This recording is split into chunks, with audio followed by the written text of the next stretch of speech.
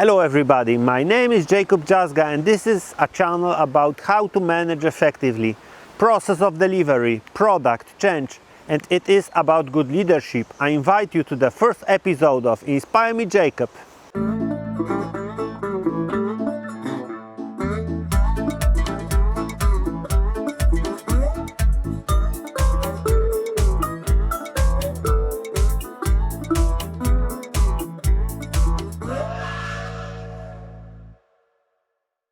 The 7 Habits of Highly Effective People is an awesome book. It is one of the biggest inspirations in my life.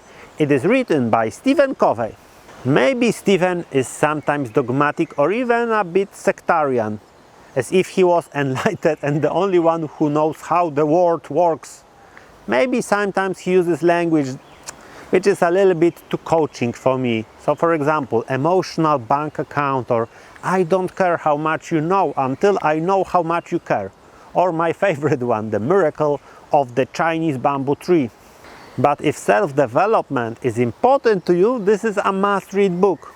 There is a lot of real wisdom in it and it is very practical. The book describes, surprise, surprise, the 7 habits of highly effective people. In today's episode, I will present them, but in the context of Scrum Master's work.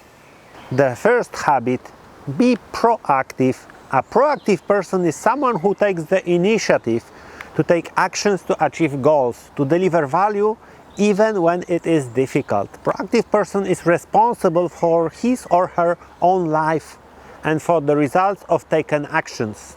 The opposite of being proactive is being reactive. Reactive people are driven by external circumstances. Their actions are response to external stimuli. They often adopt unproductive attitudes. For example, complaining, being passive, generating waste, or getting into conflict. Proactive person looks for a solution. Reactive person looks for an excuse. In my work, unfortunately, I often see reactive Scrum Masters. For example, they are focusing on Scrum ceremonies. The fact that there is no valuable product is none of their business.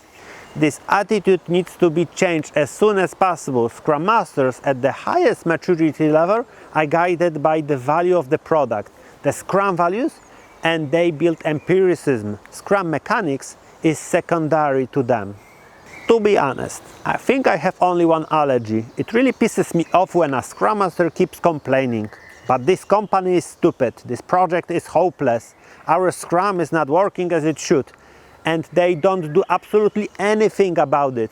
They are stuck in this situation. This attitude is unacceptable for me. For me, it is simple. You do not like the situation you are in? Then change it. There is always so much you can do. If you have tried everything and simply run out of ideas, you can always change your job. Nothing, absolutely nothing justifies unproductive complaining. The second habit, begin with a vision of the end. Very briefly, always know what you want to achieve and why. For a Scrum Master, this means that before you take any action, you need to have a plan, strategy for the day, week, month, or even a year. You have to be aware what you want to achieve and why. Otherwise, your actions become random and most often suboptimal. Obviously, a Scrum Master has to be proactive and constantly inspect and adapt his or her vision and plans. The Scrum Master also needs to know which impediments needs to be removed for the Scrum team to work in productive way. His or her actions should strive to remove them. Wrong actions just to create motion are an extreme stupidity. To reinforce this habit, it's worth to get familiar with the concept behind EVO, also known as evolutionary project management.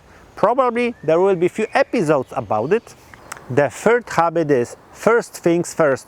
A Scrum Master can choose 1,000 different things to do and should always ask him or herself the following question.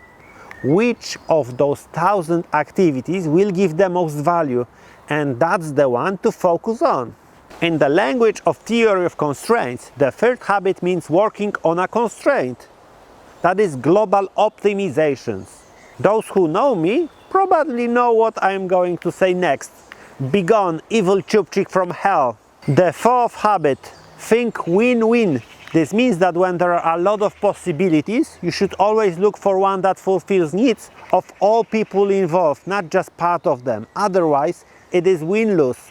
Importantly, only the solution that fulfills the needs of all people involved in 100% may be called win-win. It is not about compromise when both sides sacrifice something. To find win-win, you need to take care of what I call the psychological hygiene of all involved people. They must feel psychological safety. You also have to help them to find out what are the true needs, what impacts or value they are looking for. Do not only focus on actions. For example, my wife wants to go to the cinema and I want to go for a hamburger. We can't do both at the same time. But maybe my wife wants to see a romantic movie with me and I'm just hungry. We can watch a romantic movie on Netflix and order some pizza. That is true win-win. The fifth habit is seek first to understand, then to be understood. This is probably the hardest of the 7 habits. It means activating all possible soft skills and activating all sources of information to get to the exact needs of the people you are communicating with, to truly understand them. I mean, among other things, it's about empathic observation, asking important questions, building psychological safety, to allow people to freely share what they feel. And what is probably the most important is listening, but active listening, with asking many questions. Only when Scrum Master knows exactly what the other person really wants, he or she should take effective actions. I often encounter situations when developers and even Scrum Masters say something like this: the customer, the manager, or the other team is stupid. If only they would do as I tell them. One of my huge inspirations is the realization that every person lives in their own reality and has own experience, goals, needs and fears. Also, every person has its own perspective, sees every situation differently than we do. But most importantly, all people in their own bubble think that are rational. Leaving aside some psychopathic or sociopathic individuals, all people in their own bubble are okay for others, and all people in their own bubble wants to be okay for others. You just have to reach and understand a person, and then you can find a win-win solution almost every time. Scrum Masters, never ever again say that someone is stupid. Be proactive and seek first to understand, then to be understood. The 6th habit, synergize. Each of you must have worked with a team that understood each other without words, who were very creative and highly motivated, got along nicely with the customer and users, and produce a really valuable product. For me, such a team is the essence of synergy in Scrum. What is very important, Scrum Master can and should focus on building synergy, provide a psychological safety and support to the whole organization, remove impediments standing in the way of the Scrum team, help build self-management, facilitate effective retrospective, prevent conflicts, and when there are conflicts, help the team work through them. The 7th habit, sharpen the saw, in the sense that a dull saw will not cut anything. This habit is to constantly develop yourself in important areas, according to the principle that who does not develop goes back in development. In the case of a Scrum Master, this has 2 dimensions. First, Scrum Master needs to develop him or herself in terms of managing the delivery process, especially with Scrum, but also Kanban method might be very useful here. In product management, to be able to help the product owner effectively. And he or she should also develop soft skills and learn about change management. Should read, attend meetups, participate in trainings, train others. It is a great development, to be honest.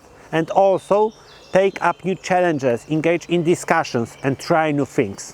The 2nd dimension of sharpening the saw concerns others. After all, Scrum Master is a servant leader. Scrum Master should be a teacher, a coach and a mentor to developers, product owner and the entire organization. Scrum Master should continuously drive development. Generally, 7 Habits is quite a thick book and I only summarize it. I recommend reading the whole thing, it is worth it. And that's all for today. If you like this episode, leave thumbs up and subscribe the channel, and if you are truly proactive, leave a comment. Scrum on!